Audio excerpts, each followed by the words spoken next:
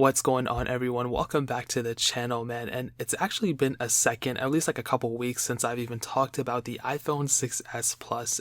And earlier today, I was like messing with it. I opened it up because I was going to do another speed comparison. I was like, you know what? I'm sick and tired of doing those. And after messing with it, dude, I was like, I literally love the iPhone 6s, but even more than that, I like the iPhone 6s Plus probably more than the original iPhone 6s or the smaller one. And so I kind of wanted to talk about, for all my iPhone 6s Plus users or even iPhone users who have an older iPhone than this, to pretty much show you like, dude, the iPhone 6s Plus is really all you need in an iPhone and why I literally love the iPhone 6s Plus so much. So the main thing really about this phone is that because it is a little older, the price of this thing has depreciated so much. So you can literally pick these things up for super cheap now. Like, they're not expensive at all. I've seen a lot of these selling for even less than $150 for the base model. I've even seen some 64 gig variant of the iPhone 6s Plus selling for like $150 on the dot. And that is a humongous reason to pick up an iPhone 6s Plus if you don't have one, or if you have an older iPhone, whatever. Obviously, if you have a newer one, then that's okay. But when I was using the 6s Plus as a main phone, I think this was like 2 years ago, I can literally tell you,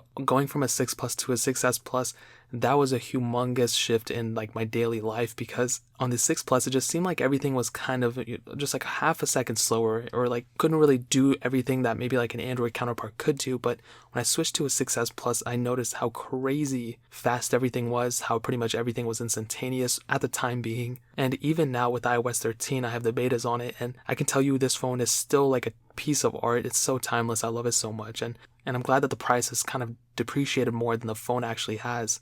And another thing about the depreciation, the price point right now, I mean, it's not going to get too much crazier lower than what it is now. Even when the new iPhones come out, most of the depreciation does hit for the newer iPhones like the iPhone 10, the 10s. Once the iPhone 11 comes out, it's not like these 6s Plus prices are going to drop extremely below, they're probably going to lose maybe like $10 or $15. But they're not going to sell like for like $100 less than what it is currently selling. So I'd recommend you guys, if you're in the middle, if you don't know, if you're waiting out to buy a used iPhone this far back, I would tell you from like 2015, you're probably better off just buying it now if you want to. There's not that big of a difference if you buy it now or later, to be honest.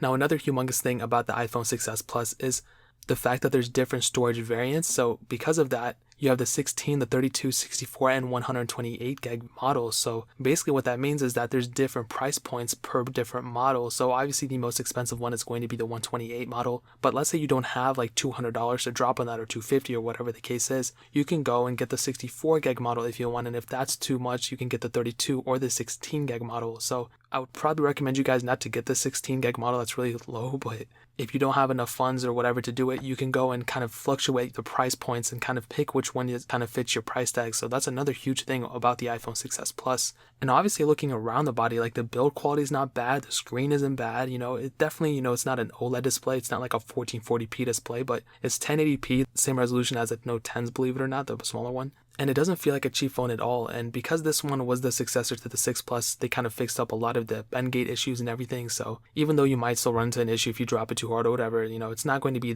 as crazy as it would be if, you got a 6 Plus, for example. And obviously a humongous thing, this thing is still getting software support, iOS 13, it's just getting started with it. I have the betas on it right now. And what I can tell you is right now, 100%, the iPhone 6s Plus handles iOS 13 so well. I really haven't had too many issues with this phone in particular. I've had a lot of issues with a lot of other phones with iOS, but this one I really haven't had too many issues with, and I'm actually really happy and so ecstatic about it. Now, some other minor things, 3D touch, it's kind of going away apparently, but I enjoy it and I'm glad this one has it. It kind of originated it, to be honest. It also has the headphone jack, which is super cool for a lot of people who, don't know how to move on. You have that ability with this phone. And also something that I don't see a lot of times mentioned is the repairability of it. This thing, is not hard to repair at all. It's not hard to replace the screen or the battery, whatever, but also parts to repair this thing are super cheap as well. Like, you can go and fix it yourself and not have to pay like $100 to fix the screen. You can fix it yourself for like $20 or $15 even. So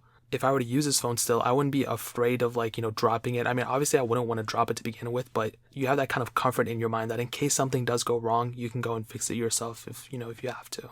So ultimately, man, I love the iPhone 6s Plus still. It's a very good phone. I would really recommend it for anyone on any price range, really. Of course, the newer iPhones are better, faster, they have better cameras or whatever, but I think for the price point and price per dollar, I think this is probably the best value per dollar phone you can get.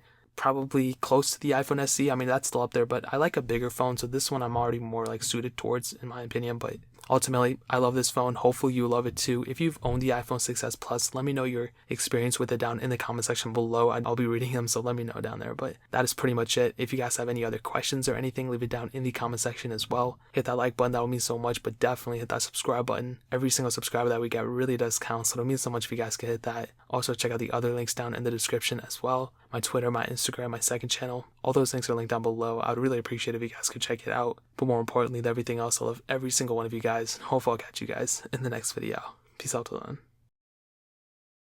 then.